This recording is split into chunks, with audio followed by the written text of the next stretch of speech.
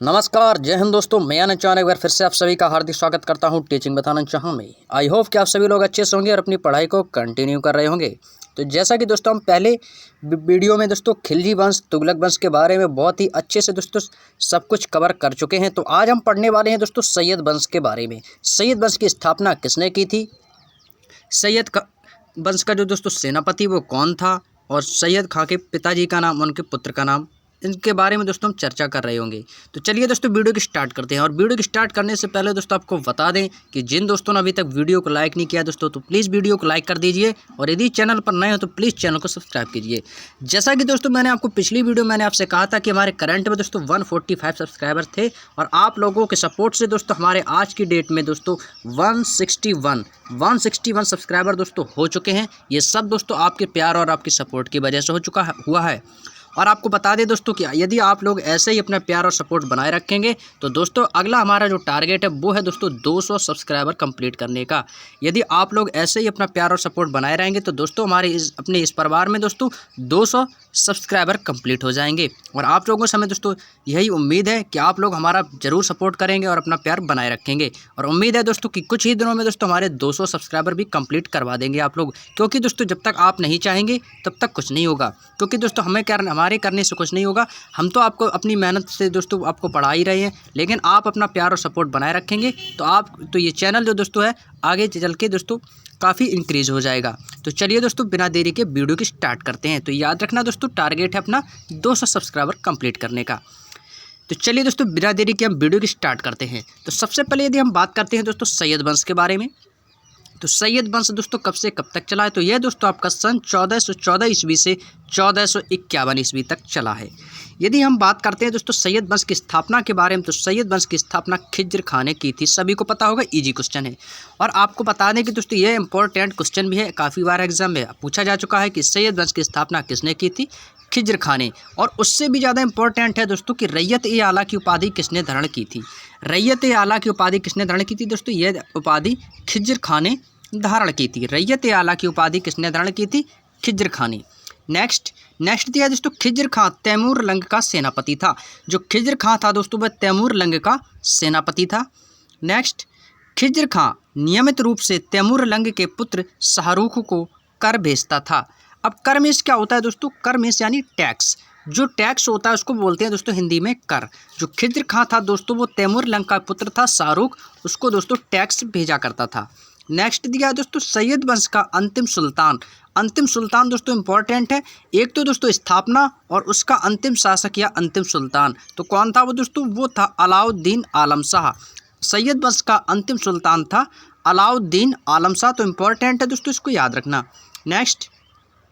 Next और आखिरी point दिया है दोस्तों इसमें, यमुना के किनारे मुबारकाबाद की स्थापना खिज्र खां के पुत्र ने की थी। दोस्तों जो यमुना नदी के किनारे एक शहर है दोस्तों मुबारकाबाद, उसकी स्थापना खिज्र खां के पुत्र ने की थी। और सैयद वंश का शासन लगभग 37 वर्षों तक चला है दोस्तों। सैयद वंश के यदि आपसे शासनकाल पूछा जाए कि कितने वर्षों तक रहा है, तो याद रखना दोस्तों सैयद वंश का शासनकाल जो है दोस्तों वो 37 वर्षों तक रहा है। और मुबारकाबाद की शहर की जो स्थापना किसने की थी, वो खिज्र खां के पुत्र ने की थी। तो ये था दोस्तों हमारा सैयद वंश से जितने भी इंपॉर्टेंट पॉइंट बनने थे वो आपके दोस्तों सभी कंप्लीट हो चुके हैं। अब यहाँ से दोस्तों अपना स्टार्ट हो जाता है लोधी वंश। यदि हम बात करते हैं लोधी वंश की, तो लोधी वंश जो है दोस्तों यह आपका 1451 ईस्वी से 1526 ईस्वी तक चला है। कब तक दोस्तों, 1451 ईस्वी से 1526 ईस्वी तक। नेक्स्ट पॉइंट दोस्तों इसमें दिया गया है कि लोधी वंश की स्थापना। इंपॉर्टेंट पॉइंट है दोस्तों कि लोधी वंश की स्थापना किसने की थी, तो याद रखना दोस्तों लोधी वंश की स्थापना जो है दोस्तों ये बहलोल लोधी ने की थी। आप लोगों ने दोस्तों कक्षा 5वीं और 6वीं की क्लास में जब आप पढ़ते होंगे तब एक दोस्तों बुक चलती थी, किसकी, महान व्यक्तित्व की। एक दोस्तों महान व्यक्तित्व की दोस्तों एक बुक चला करती थी दोस्तों 5वीं यानी 6वीं यानी 7वीं क्लास में, इतना याद नहीं है दोस्तों। तो एक बुक चला करती थी दोस्तों महान व्यक्तित्व की। तो महान व्यक्तित्व की दोस्तों एक क्लास थी, उसमें दोस्तों क्या होता था, उसमें दोस्तों हिस्ट्री के भी दोस्तों टॉपिक मिल जाया करते थे, और दोस्तों धार्मिक जितने भी दोस्तों हिस्ट्री के टॉपिक हुआ करते थे वो हमें महान व्यक्तित्व में देखने को मिल जाते थे। तो दोस्तों उसमें एक ऐसा ही चैप्टर था दोस्तों बहलोल लोधी से संबंधित। एक था दोस्तों उसमें चैप्टर था लोधी वंश। तो उसमें दोस्तों एक काफ़ी क्वेश्चन दोस्तों फेमस रहा है कक्षा 5वीं से 6वीं क्लास में कि लोधी वंश की स्थापना किसने की थी। तो उसमें भी दोस्तों वही था, बहलोल लोधी। तो वही दोस्तों हम इसमें भी पढ़ेंगे कि लोधी वंश की स्थापना किसने की थी दोस्तों, बहलोल लोधी ने की थी। और हरिहर और बुक्का की, ये इनकी भी दोस्तों जो कहानियाँ हैं, इनका भी हिस्ट्री, इनका इतिहास है, ये भी दोस्तों महान व्यक्तित्व में देखने को मिलता है। तो वही दोस्तों इसमें भी दिया गया है कि लोधी वंश की जो स्थापना है वो किसने की थी दोस्तों, वो की थी बहलोल लोधी ने। और दोस्तों इसमें दिया गया है कि वह 1451 में गाजी की उपाधि के साथ दिल्ली की गद्दी पर बैठा था। और जब वह 1451 में दोस्तों दिल्ली की गद्दी पर बैठा था, तब उसने दोस्तों गाजी की उपाधि धारण की रखी थी। किसने दोस्तों, बहलोल लोधी ने। बहलोल लोधी ने 1451 ईस्वी में गाजी की उपाधि के साथ दिल्ली की गद्दी पर बैठा था। नेक्स्ट पॉइंट दिया है दोस्तों इसमें कि दिल्ली पर प्रथम अफगान राज्य की स्थापना भी बहलोल लोधी ने ही की थी। अफगान राज्य जो था दोस्तों दिल्ली का, पर प्रथम अफगान राज्य की जो स्थापना है वो किसने की थी दोस्तों, वो भी बहलोल लोधी ने की थी। नेक्स्ट पॉइंट दिया दोस्तों बहलोल लोधी का पुत्र। यदि दोस्तों आपसे पूछा जाता है कि बहलोल लोधी के पुत्र का नाम क्या है, तो याद रखना बहलोल लोधी के पुत्र का नाम है निजाम खां। अब भी नहीं समझ पाए हैं तो याद रखना सिकंदर लोधी। तो सिर्फ सिकंदर लोधी है दोस्तों, यह बहलोल लोधी का ही पुत्र है और इसी को दोस्तों हम निजाम खां के नाम से भी जानते हैं। और इसने जो है दोस्तों आगरा नगर की स्थापना 1504 ईस्वी में की थी। तो आप सभी को पता होगा और ये इंपॉर्टेंट क्वेश्चन है दोस्तों, दिमाग और कॉपी दोनों में छाप लेना, भूलना तो कतई ही नहीं है। आपसे एग्जाम में दोस्तों काफ़ी बार ऐसे क्वेश्चन पूछे जाते हैं। क्वेश्चन पूछा जाता है कि आगरा नगर की स्थापना किसने की थी, आगरा शहर की स्थापना कब और किसने की थी। तो याद रखना है दोस्तों, ये क्वेश्चन ईजीएस आसानी से दोस्तों सभी को पता भी होगा कि आगरा शहर की स्थापना किसने की थी, सिकंदर लोधी ने की थी। और इसकी दोस्तों सन भी याद कर लेना, कब की थी, 1504 ईस्वी में सिकंदर लोधी ने आगरा शहर की स्थापना की थी। तो इंपॉर्टेंट है दोस्तों, इसको याद रखना। नेक्स्ट, गुलरुखी शीर्षक में फारसी कविताएं लिखने वाला पहला सुल्तान सिकंदर लोधी था। उस टाइम दोस्तों क्या होता था कि गुलरुखी शीर्षक, यानी गुलरुखी शीर्षक में फारसी कविताएं लिखने वाला पहला सुल्तान कौन था। ये क्वेश्चन दोस्तों आपसे एग्जाम में पूछा जा चुका है कि गुलरुखी शीर्षक में फारसी कविताएं लिखने वाला पहला सुल्तान कौन था। तो याद रखना पहला सुल्तान था सिकंदर लोधी। और आपको बता दें कि इस येलो बुक की सबसे बड़ी खास बात क्या है दोस्तों, इस बुक की दोस्तों खास बात यह है कि इस बुक में दोस्तों जितना भी दोस्तों इसमें लिखा है वन लाइनर वाइज लिखा है और जो भी इंपॉर्टेंट पॉइंट बने हैं उन्हीं को सिर्फ दर्शाया गया है। और ल्यूसेंट में दोस्तों क्या, उसमें दोस्तों पूरी आला रामायण की तरह लिख दिया गया है, पूरा विस्तार से दिया गया है। और जो ल्यूसेंट है दोस्तों उसी को देखते हुए जितने भी इंपॉर्टेंट पॉइंट बनते हैं उसको छांट कर जो उसमें से दोस्तों जो गहन अध्ययन किया है उसको दोस्तों इस येलो बुक में दोस्तों दर्शाया गया है।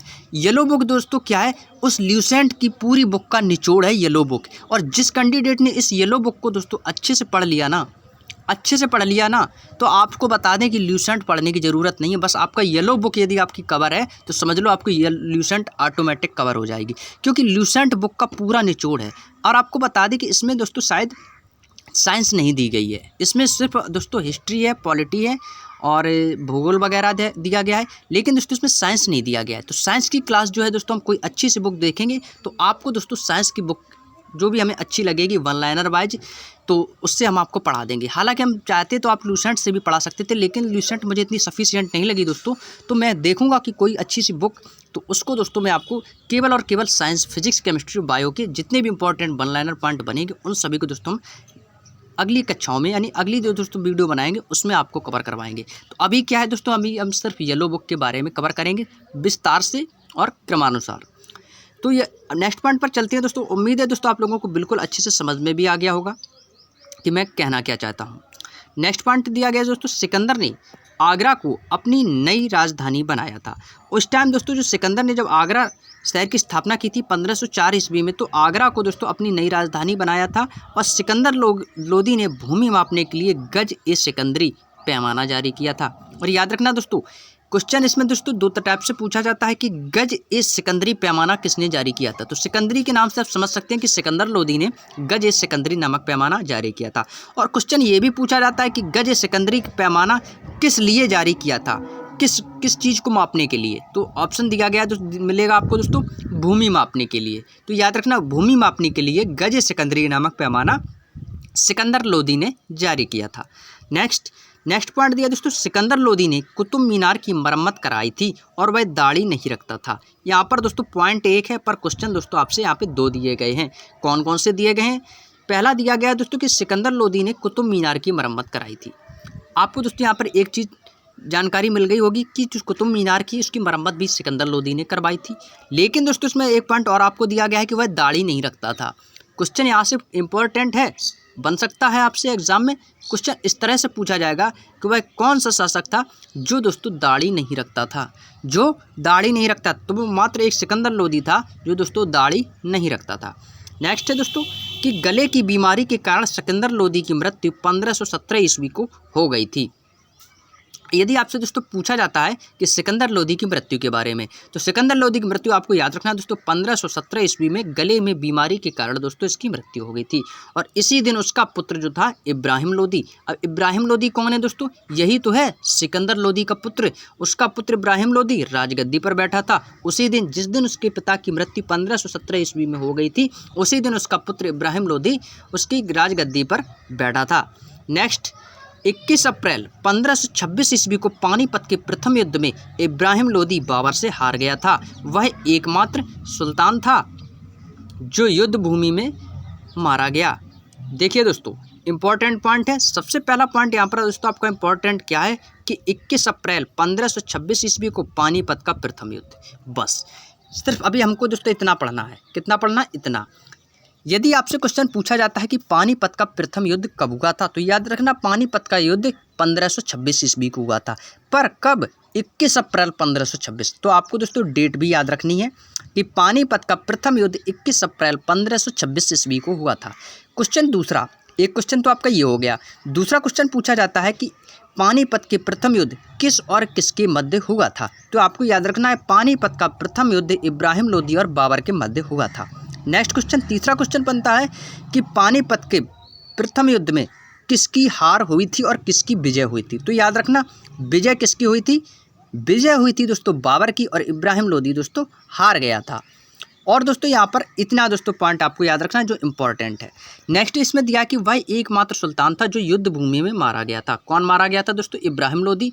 वह एक ऐसा सुल्तान था जो दोस्तों युद्ध भूमि में प्रथम युद्ध में दोस्तों मारा गया था।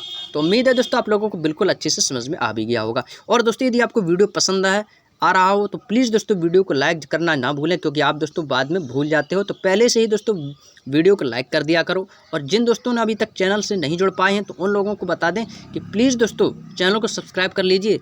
आपके एग्ज़ाम के लिए दोस्तों ये जितनी भी क्लासेस हैं वो सभी सेंटर रहने वाली हैं। तो जिन दोस्तों ने अभी तक हमारे चैनल को सब्सक्राइब नहीं किया तो दोस्तों प्लीज़ जाके चैनल को सब्सक्राइब कीजिए और बेल आइकन को प्रेस कीजिए, जिससे आने वाली सभी नोटिफिकेशन दोस्तों आपको समय पर मिल सके। नेक्स्ट पॉइंट दिया है दोस्तों, बाबर को भारत पर आक्रमण करने के लिए पंजाब के राजा दौलत खान लोदी तथा इब्राहिम लोदी के चाचा आलम खान ने बुलवाया था। अब देखिए दोस्तों बाबर को भारत पर आक्रमण करने के लिए किसने बुलाया था? अब उसी के परिवार वालों ने बुलाया था दोस्तों। देखिए बाबर को भारत पर आक्रमण करने के लिए पंजाब के राजा दौलत खान लोदी और तथा इब्राहिम लोदी का ही चाचा है आलम खां, उसने दोस्तों बाबर को बुलवाया। और बाबर और इब्राहिम लोदी के बीच युद्ध हुआ, जिसमें दोस्तों क्या हुआ कि बाबर तो जीत गया पर इब्राहिम लोदी दोस्तों हारा और मारा गया। अब उसके दोस्तों चाचा ने इसको बुलवाया था और वह मारा गया। तो ये था दोस्तों, यहाँ से दोस्तों हमारा ये कंप्लीट हो जाता है पूरा चैप्टर। कौन सा था ये दोस्तों? ये था हमारा लोदी वंश। तो लोदी वंश जो है दोस्तों ये हमारा बिल्कुल कंप्लीट हो गया है। लोदी वंश से जितने भी दोस्तों इंपॉर्टेंट पॉइंट बनने थे वो सभी आपके दोस्तों कंप्लीट हो चुके हैं। अब यहाँ से दोस्तों हमारा स्टार्ट हो जाता है, क्योंकि दोस्तों अब क्या हुआ, अब तो बाबर तो जीत गया था, इब्राहिम लोदी हार गया। तो यहाँ से दोस्तों आपका लोदी वंश समाप्त हो जाता है। इसके बाद आपका स्टार्ट हो जाता है दोस्तों मुगल साम्राज्य। अब मुगल साम्राज्य दोस्तों कौन था, कब से कब तक चला है? तो ये मुगल साम्राज्य का जो दोस्तों राजा हुआ करता था वो था दोस्तों आपका बाबर। जो मुगल साम्राज्य था वो किसका था? बाबर का था। और यह दोस्तों आपका 1526 से 1530 ईस्वी तक चला। क्योंकि दोस्तों आपको बता दें कि 21 अप्रैल 1526 ईस्वी को बाबर और इब्राहिम लोदी के बीच युद्ध हुआ था, जिसमें इब्राहिम लोदी दोस्तों हार गया था और बाबर की जीत हुई थी। तो उसी टाइम से दोस्तों वहाँ पर क्या हुआ, मुगल साम्राज्य, लोदी वंश समाप्त और मुगल साम्राज्य आपका स्टार्ट हो गया। और 1526 ईस्वी से ही जैसे ही उसकी मृत्यु हुई उसी दिन से दोस्तों 1526 से 1530 ईस्वी तक यहाँ से आपका मुग़ल साम्राज्य स्टार्ट हो गया। और मुग़ल साम्राज्य में दोस्तों क्या हुआ था कि दोस्तों जो बाबर था, बाबर ही दोस्तों मुग़ल साम्राज्य को लाया था। तो सबसे पहला पॉइंट दिया दोस्तों पानीपत का प्रथम युद्ध, अभी हम पढ़ के आए हैं। 21 अप्रैल 1526 ईस्वी को बाबर तथा इब्राहिम लोदी के बीच हुआ था, जिसमें बाबर की जीत हुई थी और इब्राहिम लोदी की हार हुई थी।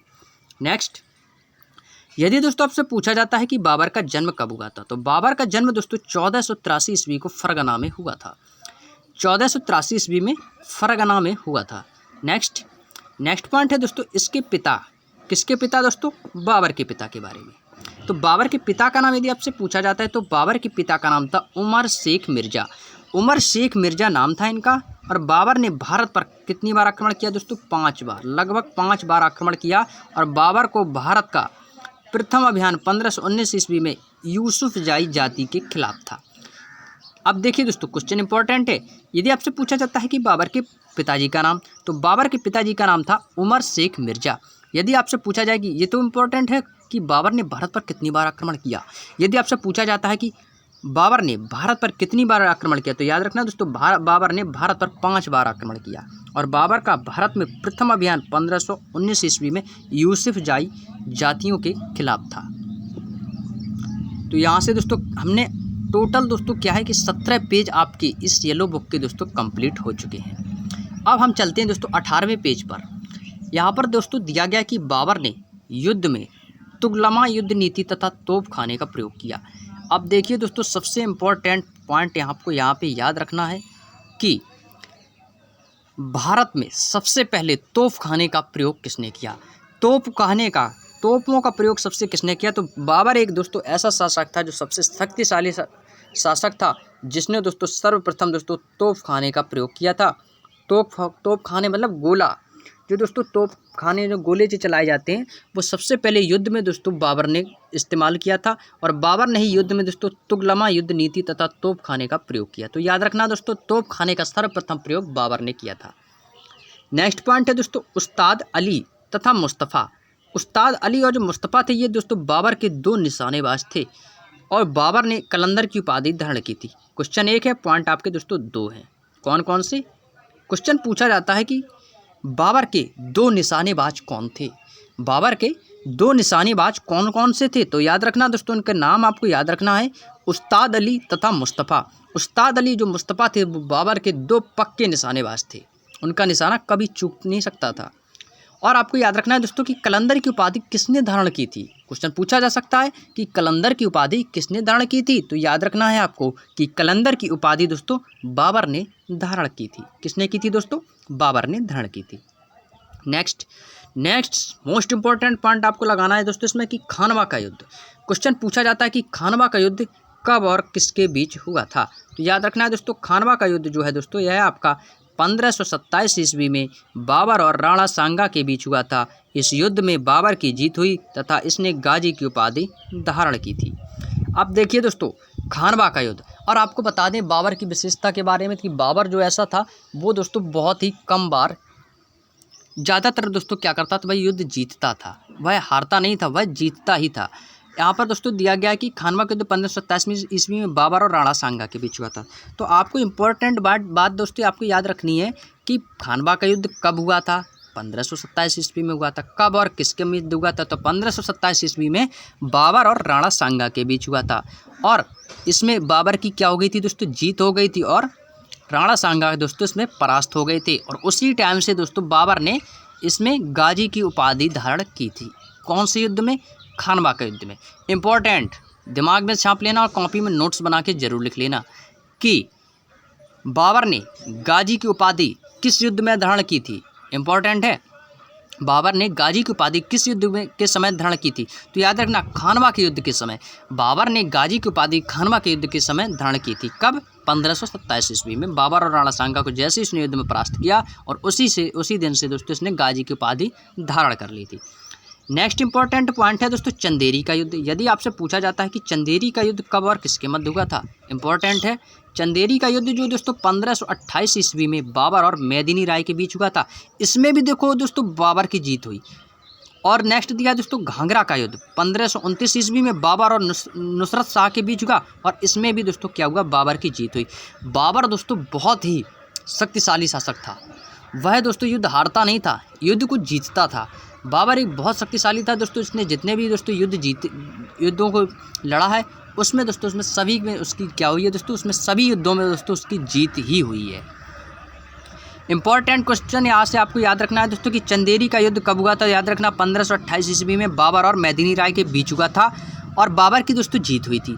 यदि आपसे क्वेश्चन दोस्तों, आपको एक खास ट्रिक याद बताऊं मैं आपको, खास ट्रिक ये है कि यदि आपसे दोस्तों आपको याद है कि बाबर का युद्ध है, यदि आपको याद है कि यहाँ पक्का ये बाबर का युद्ध है, यदि आपसे उसमें दोस्तों जीत और हार के बारे में पूछा जाए, यदि बाबर ने जिससे भी युद्ध लड़ा है ना, तो उसमें हमेशा दोस्तों आपको बाबर की जीत ही करना है।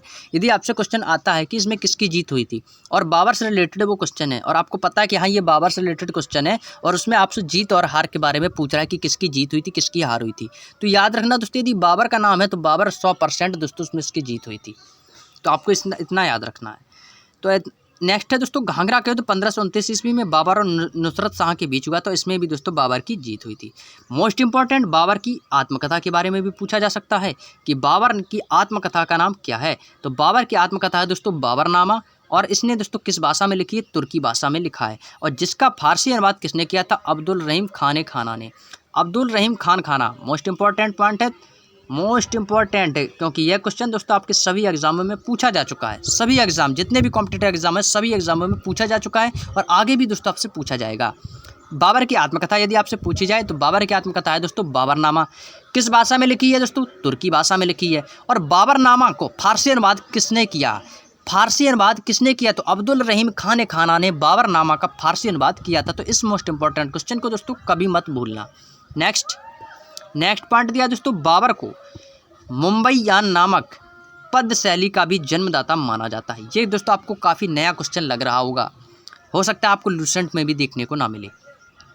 इसमें दिया दोस्तों बाबर को मुंबईयान नामक पद शैली का भी जन्मदाता माना जाता है और यहाँ पे दिया गया है बाबर की मृत्यु 1530 ईस्वी में आगरा में हुई थी और बाबर का उत्तराधिकारी हुमायूं था।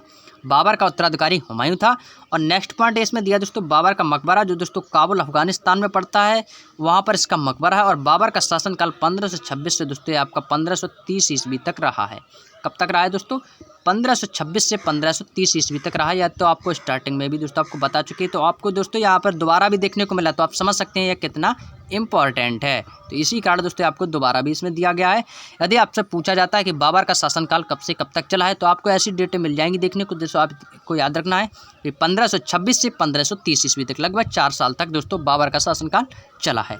तो याद रखना दोस्तों जो मुंबईयान के नाम से किसे जाना जाता है दोस्तों, बाबर को जन्मदाता माना जाता है। और बाबर की मृत्यु दोस्तों याद रखना है 1530 ईस्वी में बाबर की मृत्यु हो गई थी दोस्तों। और इसकी दोस्तों मृत्यु कहाँ पर हुई थी, तो ये इसकी मृत्यु दोस्तों आगरा में हुई थी। और बाबर के उत्तराधिकारी कौन हुआ था, हुमायूं था।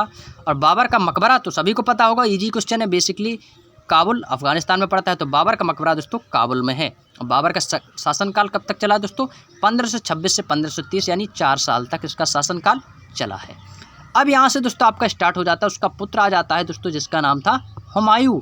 अब 1530 में दोस्तों क्या हो गया, बाबर की मृत्यु हो गई और बाबर की मृत्यु दोस्तों 1530 में हुई और उसी दिन उसका पुत्र 1530 से दोस्तों 1556 ईस्वी तक दोस्तों हुमायूं राजगद्दी पर बैठा। तो यहाँ पर पहला पॉइंट दोस्तों दिया गया कि हुमायूं 1530 ईस्वी में गद्दी पर बैठा और 1533 ईस्वी में हुमायूं ने दिल्ली में दीन पनाह नामक नगर की स्थापना की थी। इंपॉर्टेंट पॉइंट आपको याद रखना है कि दीन पनाह नामक नगर की स्थापना किसने की थी, दीन पनाह नामक नगर की स्थापना किसने की थी, तो आपको याद रखना है दोस्तों दीन पनाह नामक नगर की स्थापना हुमायूं ने की थी।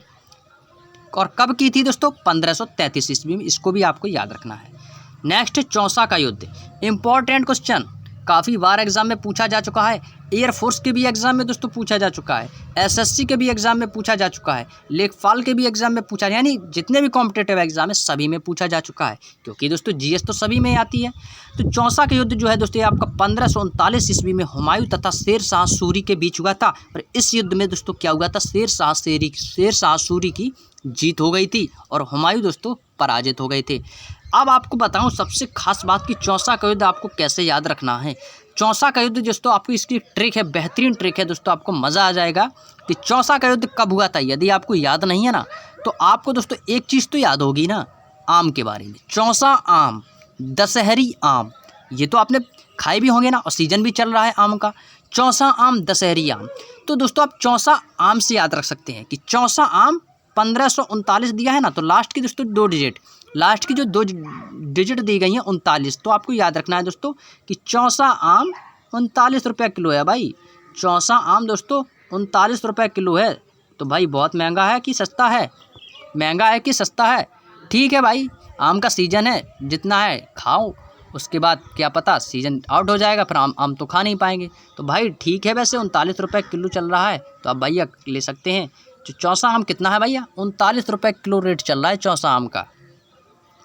तो आपको ऐसे याद रख सकते हैं, तो आप कभी नहीं बोलेंगे चौसा आम 39 रुपये किलो यानी 1539। जैसे ही आपको जो 39 याद होगा ना, तो आप एग्जाम में तुरंत आपको 1539 समझ में आ जाएगा, तुरंत आप उसको ऑप्शन लगा देंगे। तो याद रखना है दोस्तों, चौसा का युद्ध 1539 ईस्वी में हुमायूं तथा शेर शाह सूरी के बीच हुआ था, और शेर शाह सूरी की इसमें जीत हो गई थी, और बाबर दोस्तों और हुमायूं दोस्तों इसमें हार गया था। और ग्रैंड ट्रंक रोड, यदि आपसे पूछा जाता है कि जीटी रोड का श्रेय किसको जाता है, तो जीटी रोड का जो श्रेय है दोस्तों, ये शेर शाह सूरी को जाता है। सर्वप्रथम ग्रैंड ट्रंक रोड का निर्माण किसने करवाया था, तो वो था दोस्तों शेर शाह सूरी। नेक्स्ट पॉइंट पर चलते हैं दोस्तों। नेक्स्ट है दोस्तों कन्नौज, जिसको दोस्तों हम बोलते हैं बिलग्राम का युद्ध। कन्नौज के युद्ध को ही दोस्तों हम बोलते हैं बिलग्राम का युद्ध। यह दोस्तों आपका 1540 ईस्वी में हुमायूं तथा शेर शाह के बीच दोबारा से हुआ था। उसमें दोस्तों हुमायूं हार गया और भारत छोड़कर चला गया था। जो इसका दोस्तों दूसरा युद्ध हुआ था, वो दोस्तों हुआ था आपका 1540 ईस्वी में बिलग्राम का युद्ध। इसी को दोस्तों हम बोलते हैं कन्नौज का युद्ध। इसी कन्नौज के युद्ध को दोस्तों बोलते हैं बिलग्राम का युद्ध। ये युद्ध भी दोस्तों आपका हुमायूं और शेर शाह सूरी के बीच हुआ था। तो इसमें दोस्तों हुमायूं हार गया था और शेर शाह सूरी जीत गया था, और उसी टाइम से दोस्तों हुमायूं जो है भारत छोड़कर दोस्तों चला गया था। कौन? हुमायूं हार गया और भारत छोड़कर चला गया था। नेक्स्ट पॉइंट दोस्तों, हुमायूं 1555 ईस्वी को दोबारा दिल्ली की गद्दी पर बैठा। और देखना दोस्तों यहाँ पर दिया कि 1555 ईस्वी को दोबारा दिल्ली की गद्दी पर बैठा। कौन? हुमायूं। और हुमायूं के पुस्तकालय का नाम दोस्तों क्या था? शेर मंडल था। याद रखना दोस्तों, इंपॉर्टेंट पॉइंट बन गया। यहाँ से आपके 2 इंपॉर्टेंट पॉइंट कौन कौन से हैं कि हुमायूं दोबारा दिल्ली की गद्दी पर कब बैठा। हुमायूं दिल्ली की गद्दी पर दोबारा कब बैठा, तो याद रखना है दोस्तों 1555 ईस्वी को भूलना नहीं है। हुमायूं जो है दोबारा दिल्ली की गद्दी पर 1555 ईस्वी पर बैठा था। और नेक्स्ट है दोस्तों हुमायूं के पुस्तकालय का नाम। यदि आपसे पूछा जाता है कि हुमायूं के पुस्तकालय का नाम क्या था, तो याद रखना हुमायूं के पुस्तकालय का नाम शेर मंडल था। क्या था? शेर मंडल। हुमायूं के पुस्तकालय का नाम शेर मंडल था। नेक्स्ट है दोस्तों, वह ज्योतिष में विश्वास रखता था। कौन रखता था दोस्तों? हुमायूं जो था वह ज्योतिष में विश्वास रखता था। और हुमायूं सोमवार को सफ़ेद वस्त्र और शनिवार को काला तथा रविवार को पीला वस्त्र पहनता था। तो हालांकि दोस्तों ये इंपॉर्टेंट नहीं है, या एग्जाम में नहीं पूछा जाता है, लेकिन दोस्तों आपको याद रखना है, आपको जानकारी के लिए, कि हुमायूं सोमवार को, शाह है ना, शाह से सोमवार और शाह से सफ़ेद, तो यहाँ से आप याद रख सकते हैं कि हुमायूं सोमवार को सफ़ेद, शनिवार भगवान शनिदेव, जो लोग शनिदेव की पूजा करते हैं ना, सभी लोग शनिदेव की पूजा करते हैं, और शनिदेव का रंग कैसा है दोस्तों? काला है। और उनके दोस्तों वस्त्र कैसे होते हैं? काले वस्त्र होते हैं। शनिदेव के होते हैं कि नहीं होते हैं? तो आप आसानी से याद सकते हैं कि शनिदेव कैसे हैं दोस्तों? काले हैं। और उनको वस्त्र कैसे पसंद है? काले वस्त्र। और शनिदेव पर दोस्तों काले वस्त्र चढ़ाए जाते हैं और काले तिल भी चढ़ाए जाते हैं। और रविवार को दोस्तों क्या है? पीला वस्त्र। तो रविवार को कैसे वस्त्र पहनते हैं दोस्तों? पीले वस्त्र पहनते हैं। तो ये तो दोस्तों आपको आसानी से याद भी हो गई। ट्रिक अच्छी है ना, कि हुमायूं सोमवार को शाह से सफ़ेद और शनिवार को काला, क्योंकि शनिदेव काले तिल चढ़ाए जाते हैं, और रविवार को दोस्तों पीला वस्त्र पहना जाता है, यानी पीला वस्त्र पहनता था कौन? हुमायूं। तो आपको ये तो आसानी से याद हो गया, इसे भूल भी नहीं सकते हो। नेक्स्ट है हुमायूं की मृत्यु के बारे में। आखिरी पॉइंट है दोस्तों हुमायूं से रिलेटेड। यहाँ से आपका हुमायूं का जितना भी दोस्तों शासन था वो आपका कंप्लीट हो जाता है। हुमायूं की यदि आपसे मृत्यु के बारे में पूछा जाता है, तो दोस्तों हुमायूं की मृत्यु 1556 ईस्वी को दीन पनाह भवन में पुस्तकालय की सीढ़ी से गिरकर हो गई थी। अब जो दीन पनाह नगर था, ये दोस्तों इसने दिल्ली में इसकी स्थापना की थी, और उसी दीन पनाह भवन में दोस्तों पुस्तकालय था। कौन सा पुस्तकालय का नाम मैंने आपको क्या बताया था दोस्तों? शेर मंडल। क्या बताया था दोस्तों? अभी शेर मंडल बताया था ना। जो शेर मंडल दोस्तों इसका जो पुस्तकालय था, उसी की दोस्तों सीढ़ियों से इसकी गिरकर इसकी मृत्यु हो गई थी। किसकी? हुमायूं की। और कब? 1556 ईस्वी में। और जैसे ही दोस्तों इसकी मृत्यु हो गई, तो उसके बाद दोस्तों क्या हुआ? इसका शासनकाल तो खत्म हो गया। उसी दिन से दोस्तों क्या हो गया कि अकबर 1556 ईस्वी में से 1605 ईस्वी तक दोस्तों इसका शासनकाल रहा है। अब यहाँ से दोस्तों अकबर का शासनकाल स्टार्ट हो जाता है, जिसका शासनकाल 1556 से 1605 ईस्वी तक चला। कब से कब तक चला दोस्तों?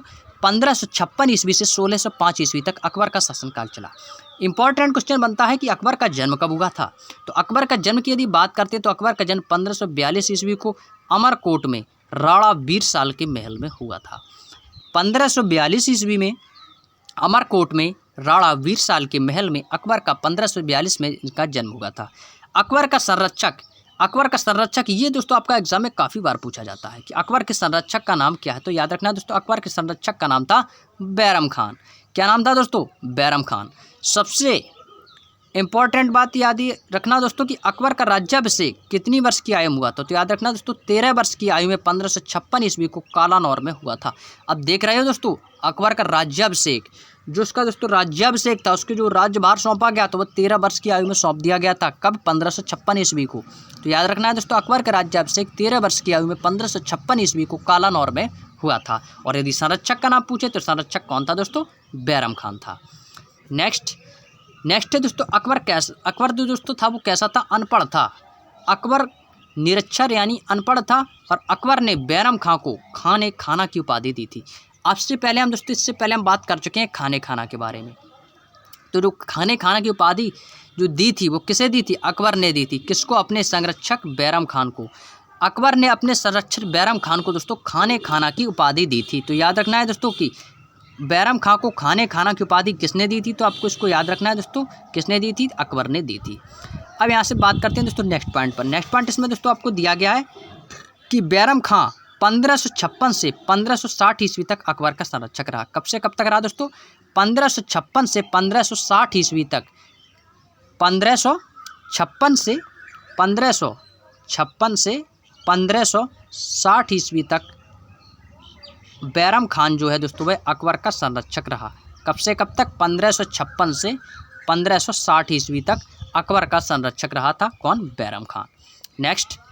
नेक्स्ट पॉइंट दोस्तों आपको यहाँ पर याद रखना है कि पानीपत का दूसरा युद्ध। सभी को याद होगा, इजी क्वेश्चन है और इम्पोर्टेंट भी है कि पानीपत का दूसरा युद्ध कब और किसके बीच हुआ था। तो याद रखना पानीपत का दूसरा युद्ध जो है दोस्तों 5 नवंबर 1556 को। कब हुआ था दोस्तों? पानीपत का दूसरा युद्ध 5 नवंबर 1556 ईस्वी को अकबर तथा हेमू के बीच हुआ था। अकबर तथा हेमू के बीच 1556 ईस्वी में पानीपत का सेकंड युद्ध हुआ था। नेक्स्ट, हेमू सूर शासक आदिल शाह का प्रधानमंत्री था। अब देखिए दोस्तों जो हेमू था वह सूर शासक था और वह आदिल शाह का प्रधानमंत्री था और आदिल शाह ने हेमू को विक्रमादित्य की उपाधि दी थी। अब देखिए दोस्तों इंपॉर्टेंट पॉइंट ये है कि हेमू को विक्रमादित्य की उपाधि किसने दी थी? हेमू को विक्रमादित्य की उपाधि किसने दी थी? तो वो किसने दी थी दोस्तों? आदिल शाह ने। तो आदिल शाह का नाम आपको याद रखना है दोस्तों। आदिल शाह कौन था? वह दोस्तों सूर शासक था और वह आदिल शाह, हेमू जो था वो सूर शासक आदिल शाह का प्रधानमंत्री था और आदिल शाह ने ही दोस्तों हेमू को विक्रमादित्य की उपाधि दी थी। और दोस्तों नेक्स्ट पॉइंट यहाँ पर दिया कि हेमू को 24 युद्धों में से, हेमू ने दोस्तों जो कितने युद्ध जीते हैं दोस्तों? 24 युद्ध जीते हैं टोटल। और 24 युद्धों में से दोस्तों उसने कितने युद्ध जीते हैं? 22 युद्ध जीते हैं और 2 युद्ध उसने हारे हैं। तो 22 युद्ध जीतने का श्रेय भी इसको प्राप्त है। किसको दोस्तों? हेमू को। हेमू जो है दोस्तों उसने टोटल अपने जीवन में दोस्तों 24 युद्धों को लड़ा है और 24 में से उसने दोस्तों कितने युद्ध जीते हैं? 22 युद्ध जीते हैं और 2 युद्ध दोस्तों वह हार गया था। तो काफ़ी युद्ध दोस्तों उसने जीते हैं। यदि उसमें 2 युद्ध यदि हार भी गया तो कोई बात नहीं दोस्तों, लेकिन उसने 22 युद्ध तो जीते। किसने? हेमू ने। तो याद रखना है कि हेमू ने 24 युद्ध जीते, 24 में से 24 युद्ध लड़े और 24 में से 22 युद्धों को जीता और 2 उसमें से हार गया था। नेक्स्ट है दोस्तों अकबर ने गुजरात विजय की स्मृति में अपनी राजधानी फतेहपुर सीकरी में बुलंद दरवाज़ा बनवाया। मोस्ट इम्पॉर्टेंट बुलंद दरवाज़ा का निर्माण किसने कराया और बुलंद दरवाज़ा कहाँ पर स्थित है? तो बुलंद दरवाज़ा आपका फतेहपुर सीकरी में स्थित है और यह किसने बनवाया था? अकबर ने गुजरात विजय की स्मृति में। नेक्स्ट है गुजरात विजय की को स्मिथ ने विश्व का सबसे तेज आक्रमण कहा है। इंपॉर्टेंट है कि विश्व का सबसे तेज आक्रमण किसने कहा? विजय को विश्व का सबसे तेज आक्रमण किसने कहा? तो वो कहा था दोस्तों स्मिथ ने विजय का विश्व का सबसे तेज आक्रमण कहा है।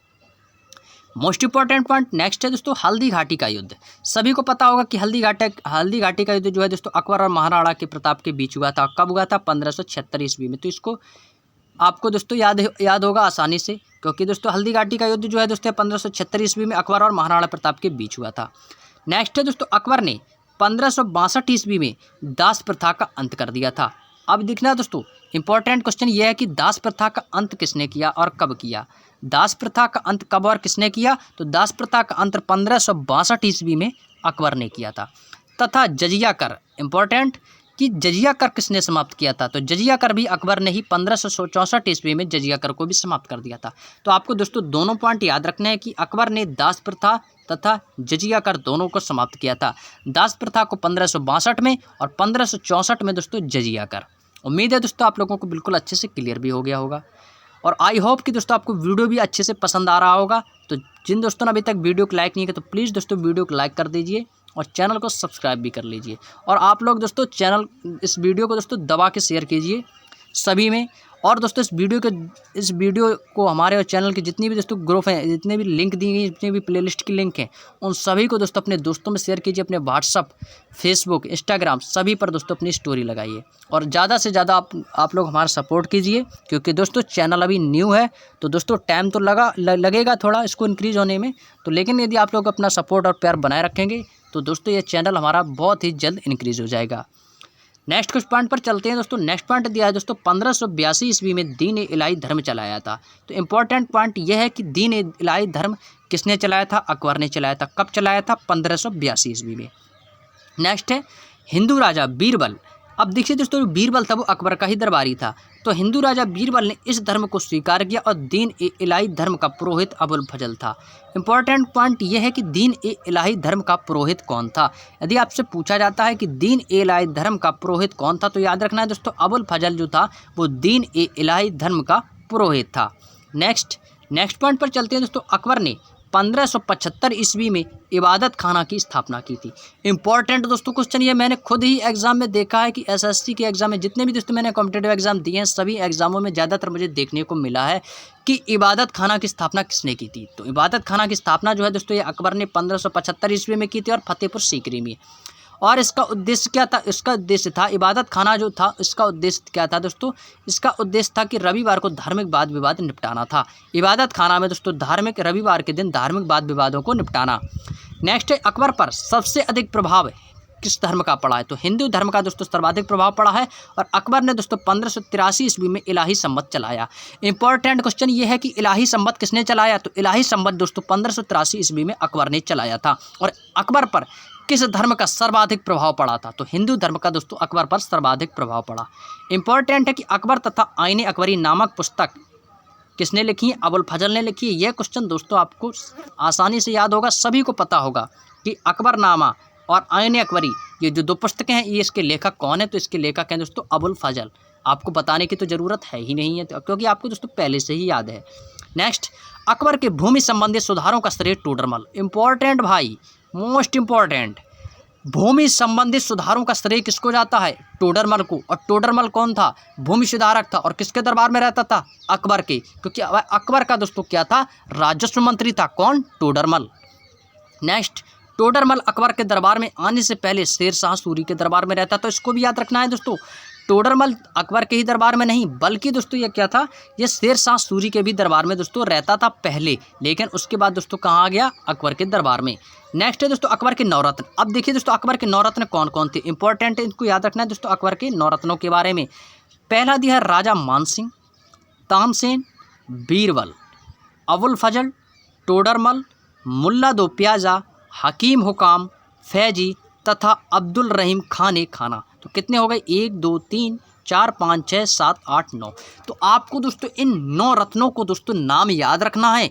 अकबर के 9 रत्नों में से आपको दोस्तों कुछ भी एग्जाम में पूछा जा सकता है कि अकबर के 9 रत्न कौन कौन से हैं। आपको 9 रत्नों के नाम नहीं दिए जाएंगे, उसमें कुछ भी लेंगे, आपको पहचानना है कि उनमें से कौन से 9 रत्न हैं और कौन से नहीं है। क्वेश्चन ये भी पूछा जा सकता है कि अकबर के 9 रत्न में शामिल नहीं है, अकबर के 9 रत्न में शामिल है। इस टाइप से दोस्तों आपसे 2 क्वेश्चन पूछे जा सकते हैं। यदि आपको दोस्तों इनके 9 रत्न को याद होंगे ना तो आप दोस्तों एग्जाम में इस क्वेश्चन को गलत नहीं करेंगे। तो आपको याद रखना है तो अकबर के जितने भी ये 9 रत्न हैं आपको दोस्तों इनके नाम जरूर याद रखने हैं। कौन कौन से, एक बार मैं फिर से रिपीट किए देता हूँ। राजा मानसिंह, तानसेन, बीरबल, अबुल फजल, टोडरमल, मुल्ला दो प्याजा, हकीम हुकाम, फैजी तथा अब्दुल रहीम खाने खाना।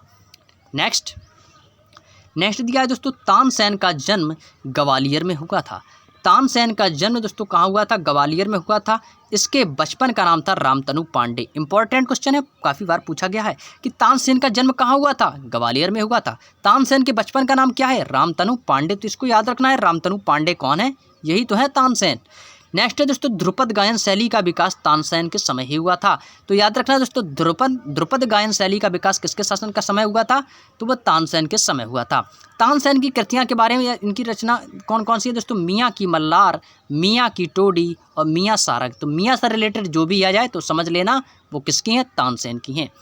अकबर ने दोस्तों तानसेन को कंठाभरण वाणी विलास की उपाधि दी थी।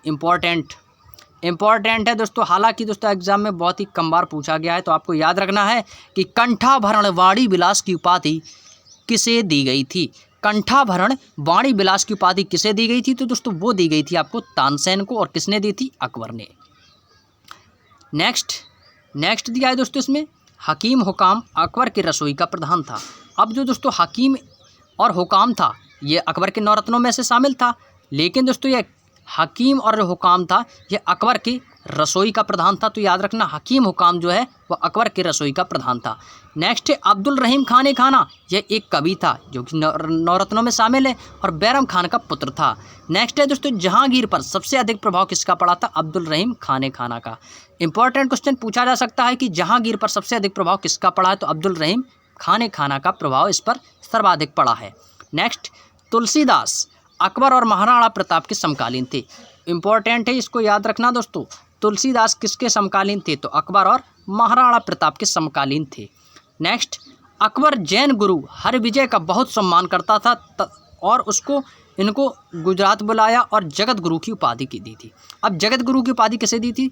गुरु हरविजय को बहुत सम्मान करता था और उन्हें दोस्तों जगत का गुरु की उपाधि दोस्तों इसको दी थी। किसको? हरविजय को। नेक्स्ट पॉइंट दोस्तों इसमें दिया गया है भित्ति चित्रकारी पहली बार। अब देखिए दोस्तों यहाँ पर हमने कितने पेज कवर कर लिए हैं दोस्तों? 18 पेज कवर कर लिए हैं और आज से दोस्तों हमारा स्टार्ट हो जाता है 19वां पेज।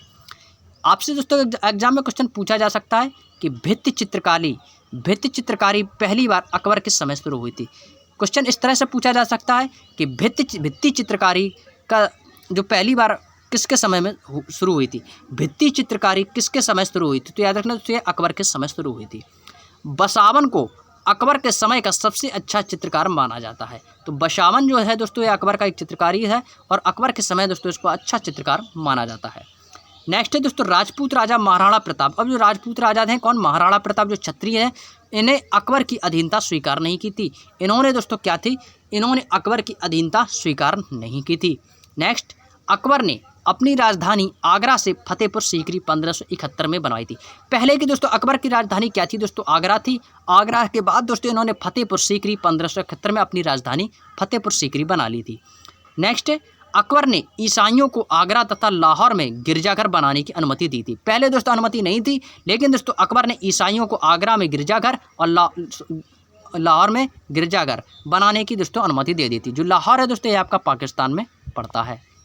नेक्स्ट पॉइंट दोस्तों इसमें दिया गया कि अकबर ने बीरबल को कविराज। इंपॉर्टेंट है दोस्तों, काफ़ी बार पूछा जा चुका है कि अकबर ने बीरबल को कविराज तथा राजा की उपाधि दी थी।